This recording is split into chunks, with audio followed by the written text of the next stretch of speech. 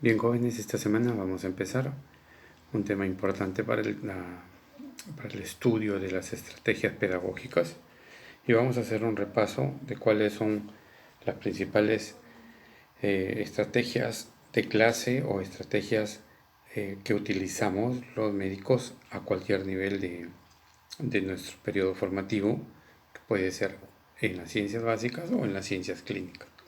Así que vamos a hablar acerca de las estrategias. ¿De acuerdo? Una estrategia no es otra cosa que todo lo que el profesor utiliza para que el estudiante pueda recibir de una manera adecuada los contenidos y se pueda generar aprendizaje significativo. Cuando hablamos de estrategia hablamos de diseño, hablamos de instrumentos que podemos requerir para poder mejorar y hacer mucho más lineal esa transferencia. Hablamos también de que cuando un profesional, un profesor, tenga que utilizar alguna estrategia, sea esta compartida previamente con los estudiantes. ¿Por qué utilizamos estrategias? Porque básicamente queremos despertar el interés en los estudiantes y facilitar durante todo ese periodo de aprendizaje que él va a realizar con el docente, asegurarnos que él no se distraiga o que él mantenga una atención constante. ¿De acuerdo?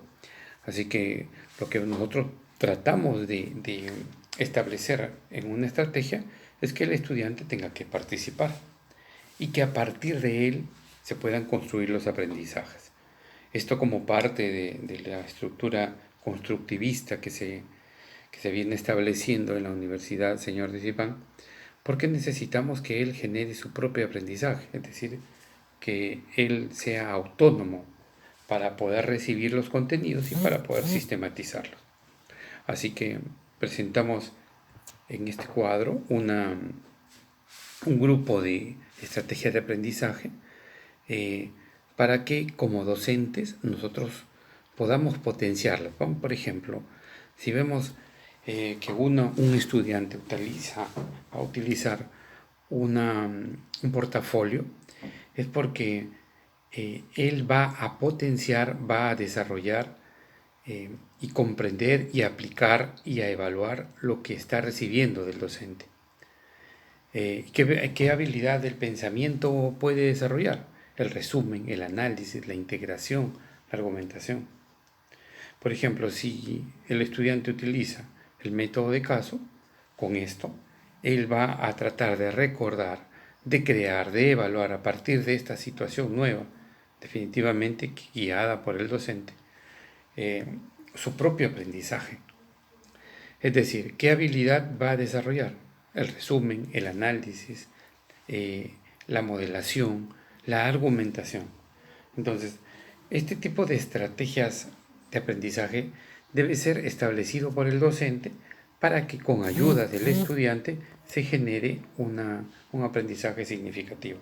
Entonces, todos estos tipos de estrategias de aprendizaje y de estilo de aprendizaje que ya vimos, van a generar algo interesante, que el profesor puede establecer sus propias estrategias de enseñanza. ¿Para qué? Para todo lo anterior, para que consiga interés, para conseguir que el estudiante tenga o busque aplicabilidad en lo que se le está enseñando y sobre todo él pueda generar su propio aprendizaje, es decir, hacerlo autónomo, para que él pueda escoger y diseñar lo que posteriormente será su aprendizaje significativo. Entonces, dentro de estas estrategias de aprendizaje tenemos varias, ¿no? Podemos utilizar lluvia de ideas, preguntas, ilustraciones, ideogramas, resúmenes, analogías, lecturas dirigidas, aprendizaje basado en problemas, y cada una de ellas tiene una fase o tiene un proceso. Por ejemplo, si yo quiero establecer o conocer los saberes previos, utilizo lluvia de ideas. Si yo quiero saber qué tipo de concepto tiene el estudiante, utilizo un resumen, una analogía. Hago que él compare cosas para desarrollar en él este tipo de actividades o de procesos mentales. Y finalmente, si yo quiero que él aplique lo que conocemos, hasta ahora utilizo un estudio de casos o aprendizaje basado en problemas. Vemos aquí algunos organizadores que nos pueden ayudar. Los organizadores son principalmente estructuras gráficas que me ayudan a presentar la información de una manera más ordenada. ¿De acuerdo? Podemos utilizar estructuras gráficas que traten de jerarquizar los contenidos, es decir, primero poner los de mayor relevancia, luego los de segundo y así, posteriormente, es decir, ideas principales, ideas secundarias, de acuerdo al gráfico que nosotros vayamos a establecer. Estos procesadores, ¿qué pueden hacer? ¿En qué pueden ayudar al alumno? Capacitan al alumno hacia un análisis y síntesis de una manera rápida, ¿no? Desarrollan capacidad creativa del estudiante, permiten estructurar y jerarquizar información, ¿sí? Y además es una excelente técnica de estudio porque me permite en muchos casos tener una memoria o facilitar o establecer memorias del tipo fotográficas. Por ejemplo, este es un mapa mental. No está desarrollado en base a prioridades ni ideas secundarias, ¿no? Simplemente que haya relación en lo que estemos pensando. ¿De acuerdo? Entonces, ¿cómo se hace un mapa mental? De una manera bien sencilla. Establezcamos relaciones entre una idea y otra y podemos abrir abanicos de muchas alternativas. Podemos utilizar imágenes, podemos utilizar gráficos que nos puedan ayudar. Por ejemplo, este es un esquema o diagrama de árbol, ¿sí? Para poder desarrollar algunos conceptos.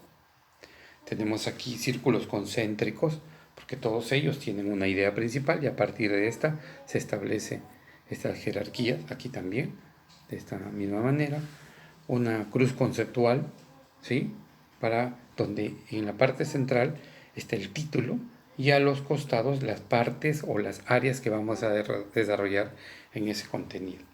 La espina de pescado o de Ichikawa establece causa y efecto. Causas en la parte superior, efecto en la parte inferior y finalmente nos lleva a establecer esta relación, ¿no? Y a describir y a explicar esta información muy importante en las propuestas de mejora que se puedan hacer en diversas áreas, ¿no? Sobre todo en el área de salud. Mapas conceptuales útiles, importantes, como por ejemplo aquí donde podemos utilizar una imagen principal y luego podemos dividirlas en sus anexas, ¿no? Lo interesante es que aquí podemos utilizar gráficos y también textos. Algunas estrategias utilizadas en medicina, muy importantes también, porque en medicina tenemos una particularidad, siempre se trabaja en grupos pequeños, así que sea la que utilicemos, siempre hay que llevarla y ubicarla en grupos pequeños, ¿no? Por ejemplo, talleres, guías, manuales, tutoriales que podemos desarrollar y pedir al estudiante que realice la misma actividad.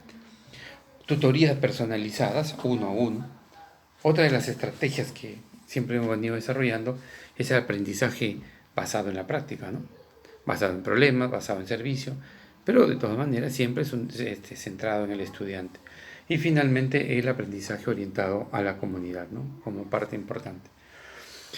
Vemos aquí un gráfico, una pirámide, en donde se establece de una manera bien sencilla y clara la manera en que las diferentes estrategias que utilicemos van a marcar al estudiante y el porcentaje a la derecha de captación o de retención, ¿correcto? O de lo que llamamos experiencias significativas. ¿Qué marca más a un estudiante? Van desde las clases, un 5% hasta lo máximo que puede hacer, enseñar a otros. La enseñanza hace de que nosotros aprendemos mucho más. Como se dice, el que enseña aprende 2 veces. Muchas gracias, jóvenes.